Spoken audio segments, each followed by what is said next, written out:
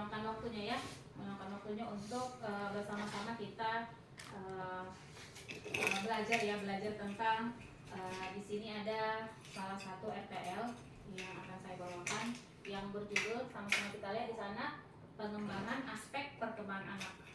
Sebelumnya semangat ibu-ibu, semangat. Kita lihat kan di slide pengembangan aspek perkembangan anak. Pastinya sudah sama-sama tahu ya, aspek itu sudah setiap hari kita lakukan kepada anak-anak, juga kita sudah menstimulan anak-anak terhadap aspek tersebut. Di sini ada tujuan materi, mungkin saya skip saja karena pertemuan sebelumnya kan sudah kita bahas bersama di sini, juga keterkaitannya juga dengan kompetensi guru sudah, kesepakatan kelasnya juga saya skip saja. Kita langsung ke ini, hakikat pengembangan aspek perkembangan anak usia dini. Anak usia dini itu siapa? Itulah anak-anak yang kita bersamai setiap hari di sekolah ini ya, khususnya di TK Nurul Fikri. Nah, peraturan pemerintah Republik Indonesia pada tahun 2024, itulah dia di nomor 4, tentang perubahan atas peraturan pemerintah nomor 57 yang sebelumnya nomor 57 di tahun 2021 tentang standar nasional pendidikan. Di sini dia ada 5 aspek perkembangan, yang sebelumnya memang ada 6 ya.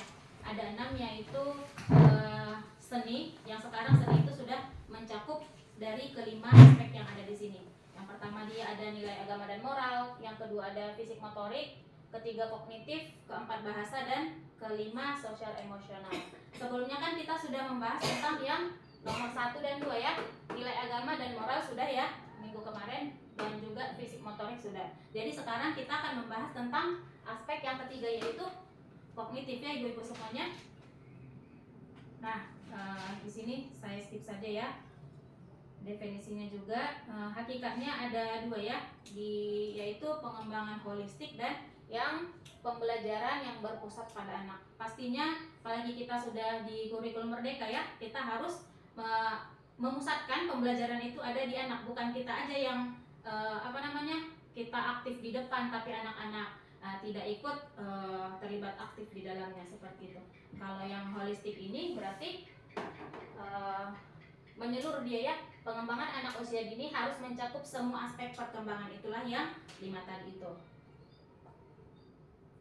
Nah, ada juga lingkungan belajar yang mendukung di sini, interaksi sosial dan emosional, juga keterlibatan orang tua dan keluarga.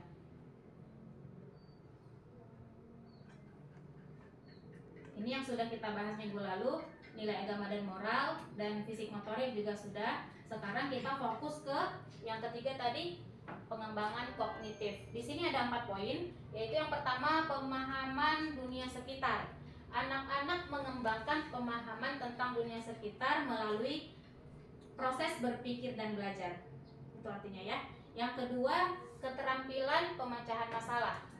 Pengembangan kognitif membantu anak-anak belajar bagaimana memecahkan masalah, berpikir kritis, dan membuat keputusan. Sedangkan yang ketiga, kemampuan akademiknya, yaitu keterampilan kognitif adalah dasar untuk keberhasilan akademik, termasuk membaca, menulis, dan matematika. Dan yang terakhir, yaitu yang keempat, kemampuan bahasanya, yaitu pengembangan kognitif berkaitan erat dengan perkembangan bahasa yang penting untuk komunikasi dan interaksi sosial. Setuju dengan yang keempat ini Bu Ibu?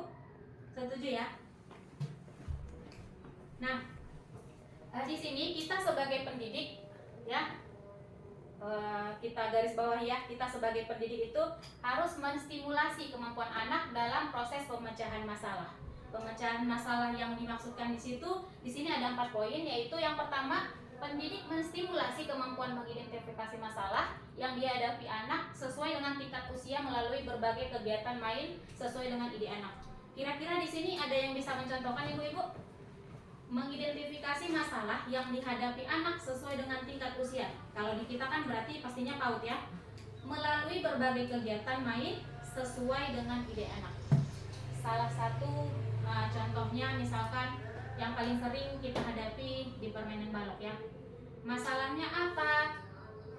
Dia sudah membangun, tetapi terlalu sering baloknya terjatuh. Kira-kira kenapa ya? Nah seperti itu. Kira-kira ibu-ibu?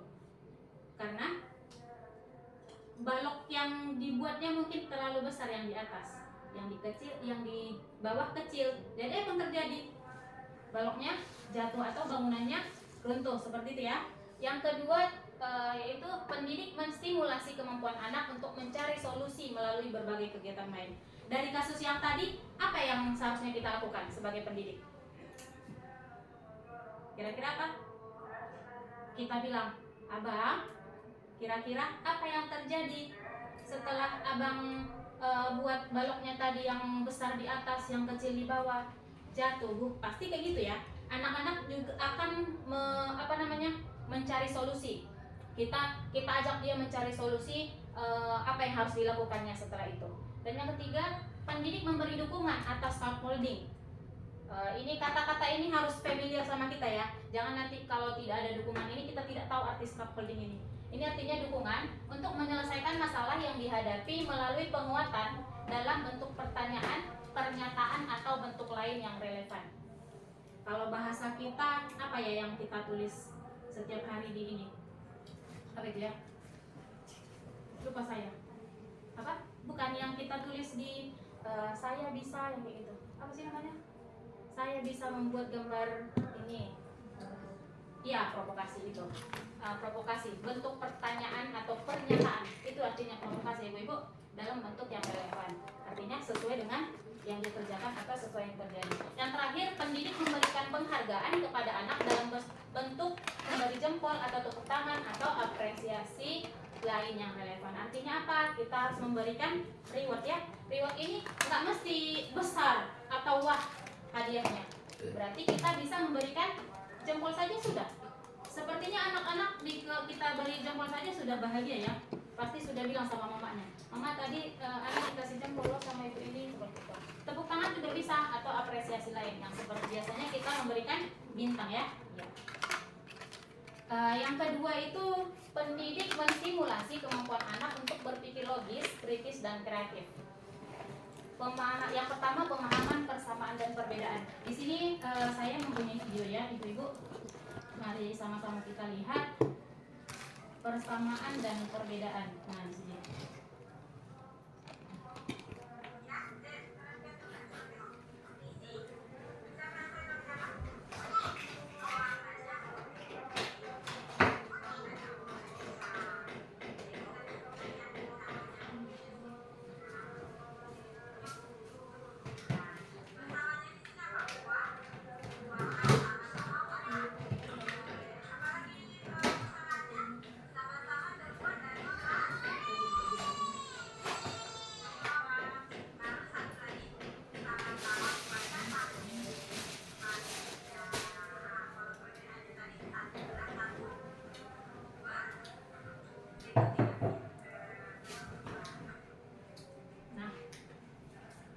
Ya, dari video ini sudah kelihatan ya konsep persamaan dan perbedaannya. Jadi kita sebagai guru atau sebagai pendidik, apapun yang kita lakukan atau kita kerjakan di kelas, salah satu dari aspek itu termasuk kognitif harus kita stimulan dari anak-anak. Dia gurunya ini memegang dua benda, bendanya ini sama warnanya, itu berarti konsep persamaan kan? Yang tadi gurunya bilang dia sama-sama terbuat dari plastik, dia sama-sama buatan manusia, ya kan? Baru dia sama-sama berwarna orange, gitu kan? Itu persamaannya. Perbedaannya apa ya? Yang dibilang kepada anak-anaknya, anak-anaknya bilang yang satu berbentuk segitiga, yang satu bentuknya bulat, seperti itu. Mungkin ada perbedaan yang lain, yang ini ringan, yang ini berat, seperti itu ya. Jadi kita harus menstimulasi anak-anak untuk menjawab atau memberikan umpan balik dari apa yang kita sebutkan, seperti itu. Kita langsung lanjut ke slide ya ibu-ibu. Yang kedua, pemahaman konsep dan menghubungkan. Kira-kira seperti yang kemarin kita main apa ya, yang dari Bu Devi, ada kan permainan kuis ya, apa itu? Di situ kan, kalau itu kan untuk dari IT-nya ya. Kalau di sehari-hari bagaimana contohnya? Kita memberikan satu benda dan ada mungkin gambarnya, apakah dia sama seperti itu ya konsep menghubungkan. Yang ketiga, pengklasifikasian berdasarkan bentuk, ukuran, dan warna. Dari yang tadi juga sudah masuk ya, yang ini sudah masuk. Dan yang keempat terakhir, pemahaman konsep sebab akibat. Di sini ada juga ya, ada videonya sebab akibat. Ada ya? Oh iya, saya contohkan saja. Misalkan semalam hujan turun. Oh ya, sekarang anaknya tidak hadir sekolah. Kenapa dia tidak hadir sekolah? Karena dia sakit. Kenapa dia sakit? Ternyata semalam turun hujan, jadi dia mandi hujan. Dia tubuhnya lagi nggak sehat, jadi terpapar sakit. Seperti itu ya. Kita harus menstimulan anak tentang hal-hal seperti itu juga boleh, seperti itu ya. Lalu selanjutnya yang ketiga, kita masuk yang ketiga, pendidik menstimulasi kemampuan anak untuk berpikir simbolis. Kalau tadi berpikir, iya, yang sekarang berpikir simbolis. Yang pertama, pengenalan konsep bilangan atau huruf. Di sini juga saya punya video ya ibu-ibu. Konsep huruf. Ini.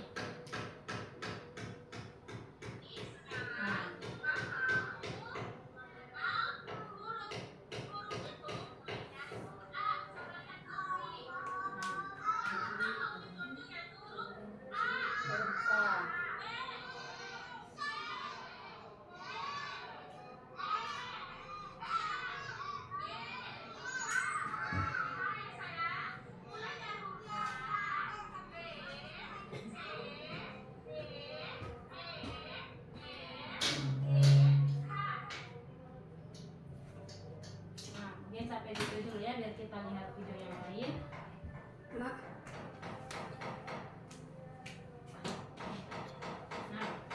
yang kedua, memotivasi anak untuk menyebutkan. Di situ tadi dalam video itu gurunya juga sudah memotivasi anaknya untuk menyebutkan dan menggunakan konsep bilangan atau huruf. Yang ketiga, memotivasi anak untuk mempresentasikan berbagai benda dalam bentuk karya. Yang keempat, memotivasi anak untuk mempresentasikan berbagai imajinasinya dalam bentuk karya. Di sini ada juga, memang sudah sering kita laksanakan ya ibu-ibu. Setelah bermain, gurunya mengajak anaknya.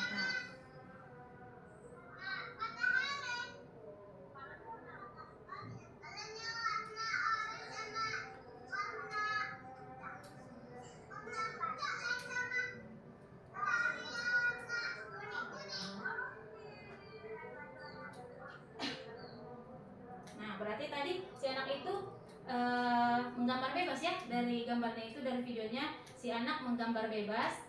Gurunya mengajak dia untuk mempresentasikan berbagai imajinasi. Itu kan menggambar bebas, berarti dia berimajinasi dalam bentuk karyanya. Katanya ada apa tadi? Matahari, ada lagi yang berwarna coklat, seperti itu ya. Jadi apalagi kita videokan, kita kirim ke orang tua, dan keren sekali ya ibu-ibu. Nah, selanjutnya oh iya, kita lihat video yang lain ya, dari yang tadi.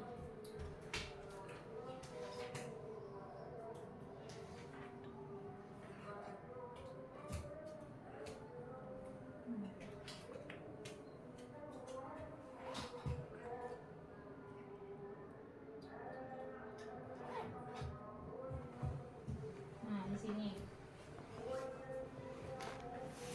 bukukan yang tadi ya.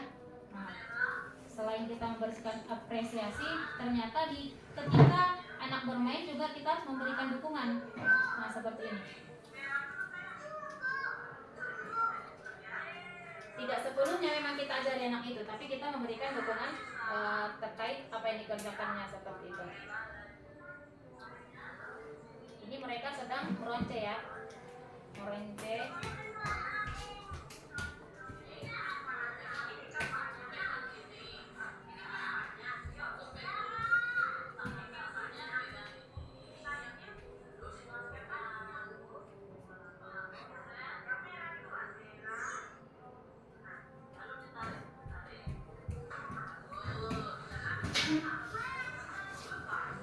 Nah, seperti itu ya ibu-ibu. Kira-kira mungkin sampai sini dulu. Ada yang ingin bertanya ibu-ibu? Silahkan. Ada kira-kira? Oke. Bisa aja. Ini ya kita itu. Dia nyari yang tentang simbolis, Bu. Yang ini aja dulu. Oh nanti dicari yang punyanya itu kan. Oh, tadi yang simbolis. Ini kan? Ya. Pengembangan huruf.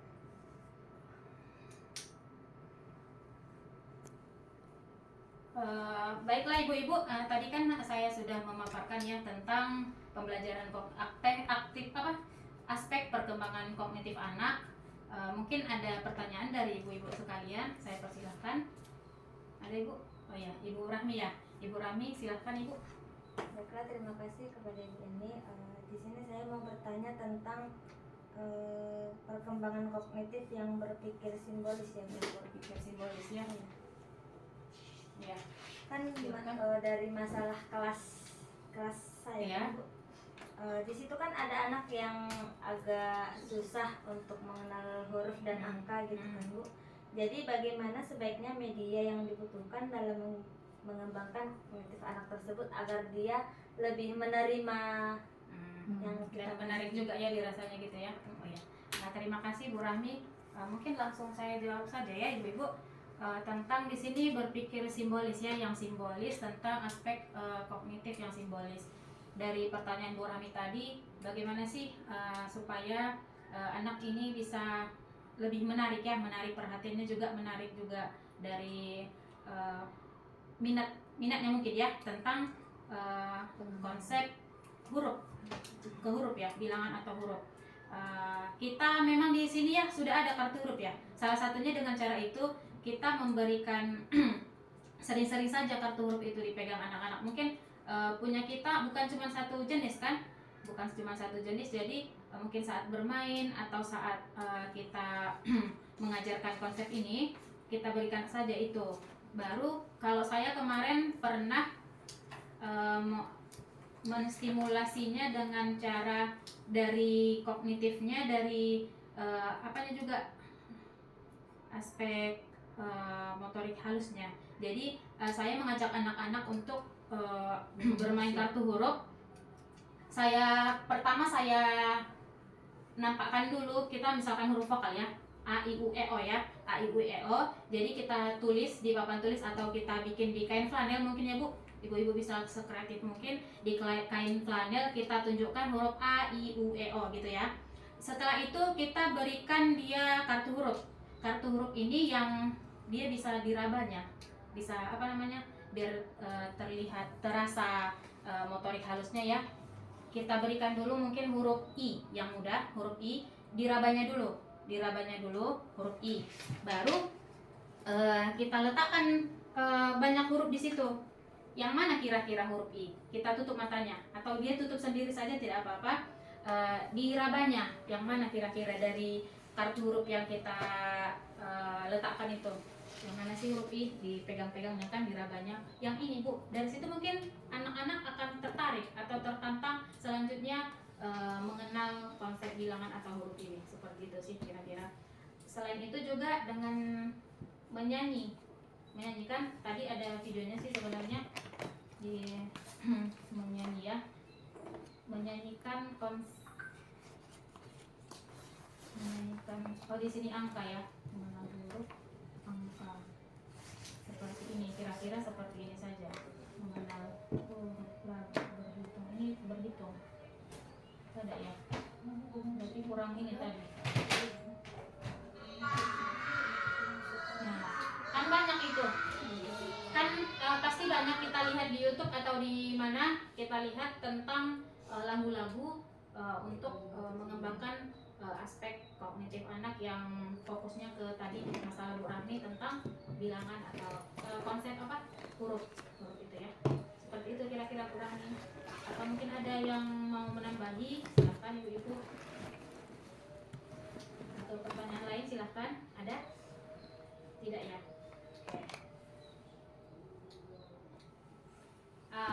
Baiklah ibu-ibu, tadi saya sudah memaparkan ya tentang aspek kognitif, juga ada 3 ya tadi, ada 3. Yang pertama berpikir kritis ya, berpikir kritis, berpikir logis, kreatif, juga ada simbolik ya, simbolik yaitu bilangan, huruf dan lain sebagainya. Pastinya kita khususnya di Nurul Fikri sudah sebenarnya setiap hari sudah kita lakukan ya, kita lakukan juga.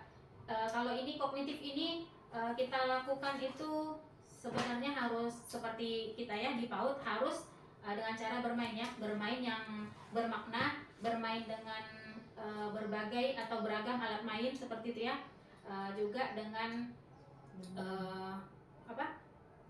bernyanyi. Iya, terima kasih Bu Alfa, dengan bernyanyi. Pastinya kita sudah melakukannya setiap hari, dan nanti insya Allah setelah mendapatkan materi ini, materi penguatan ya, sebenarnya sudah kemarin sudah tahu materi penguatan dari saya ini. Mudah-mudahan ibu guru semuanya semakin mengingat kembali dan bisa nanti mempraktekannya selanjutnya seperti itu ya.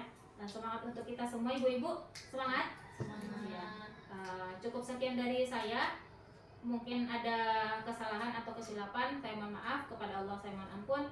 Wabillahi taufiq wal hidayah. Assalamualaikum warahmatullahi wabarakatuh. Waalaikumsalam warahmatullahi wabarakatuh.